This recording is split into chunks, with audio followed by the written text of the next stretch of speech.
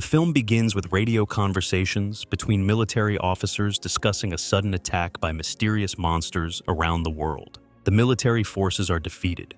3 years have passed, and the remnants of humanity are hiding high in the mountains, as the monsters do not rise above 2,500 meters above sea level. In the mountains of Colorado, there is a small town where the survivors live. A boy named Hunter from this town goes down below the safe limit to look through binoculars at a settlement on another mountain. On his way home, he notices that someone is following him. Hunter runs up to the marked safe height limit, and the monster chases him. At the last moment, the boy manages to cross the line, and the monster leaves.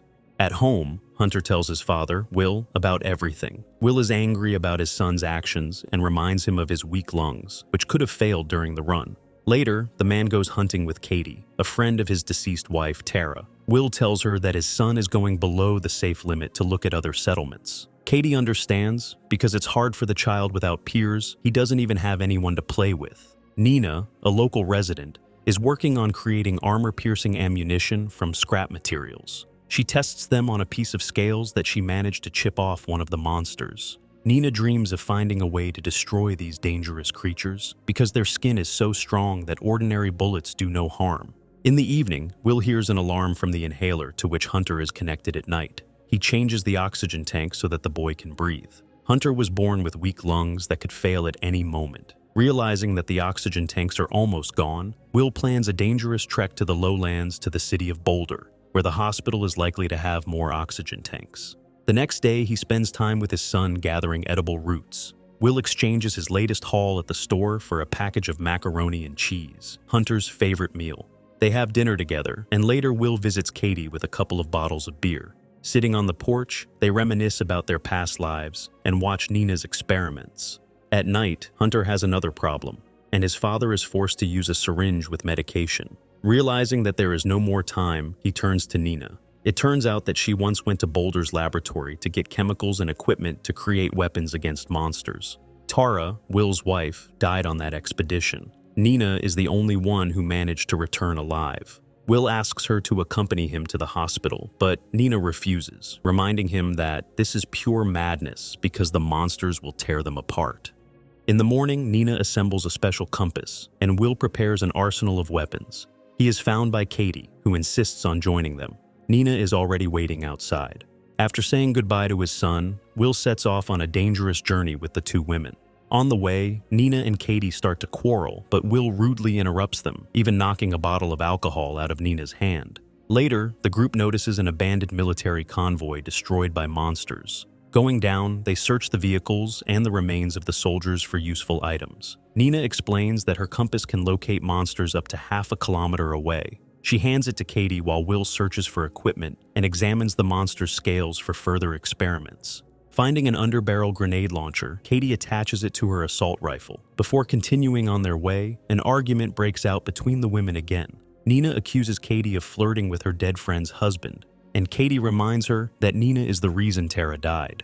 After exchanging harsh words, the group continues on their way. Soon they reach a ski resort with a lift to another mountain. Nina notices with the help of a compass that there is a monster nearby. Its red warning light flashes in the forest behind them.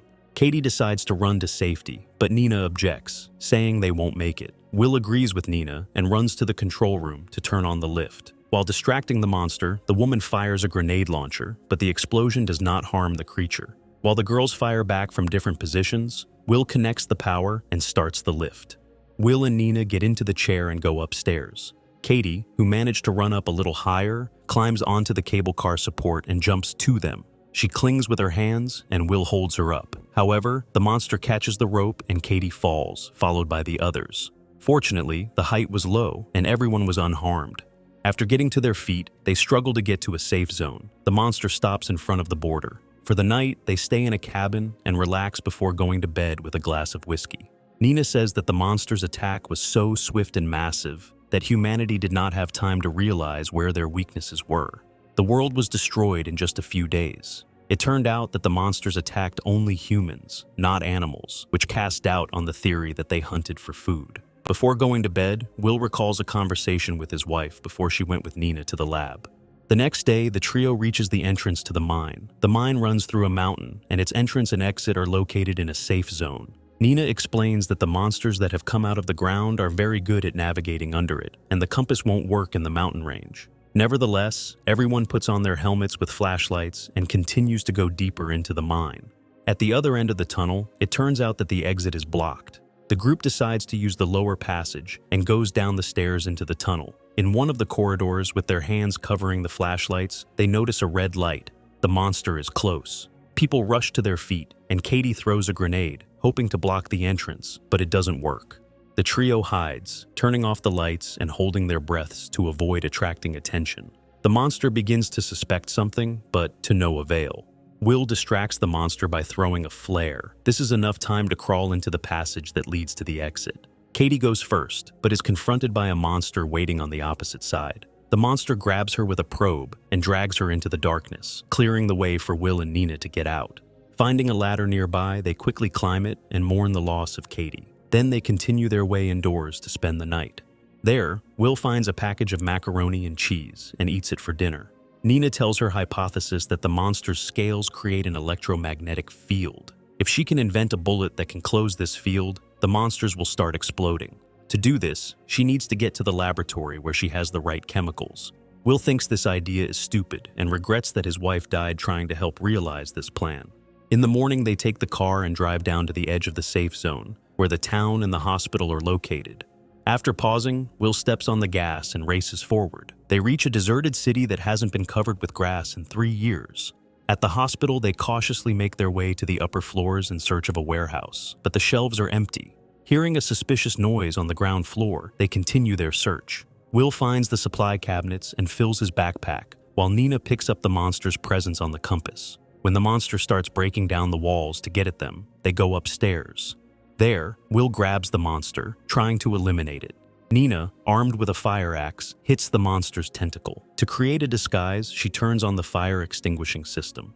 They run to the end of the corridor, where Will spots a warehouse with oxygen tanks, and he comes up with a cunning plan. After telling Nina to run away, he sits in ambush and waits for the monster to attack. At the right moment, Will makes a precise shot, causing a shockwave that kills the monster. Nina, who has returned, convinces Will not to rush back to the mountains, but to go to a nearby laboratory.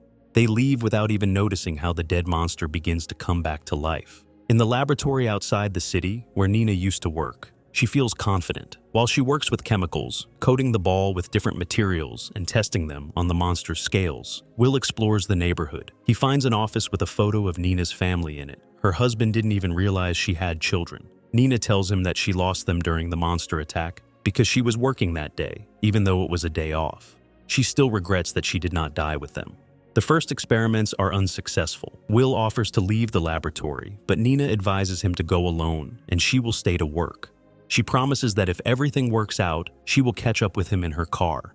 The woman does a few more tests using a gas burner for cooling. When the magnetic arrow begins to react to the monster's approach, Nina notices the batteries and decides to use cobalt, which is used to create powerful heat-resistant magnets. She manages to create and charge the first sample of a cobalt bullet. When a monster breaks into the building, she shoots it. At this time, Will rushes to the mountains. However, the car's wheel breaks and the car crashes into a rock. Will loses consciousness. When he wakes up, it is already getting dark. A monster roars nearby. Taking his belongings, the man runs into the mountains on foot.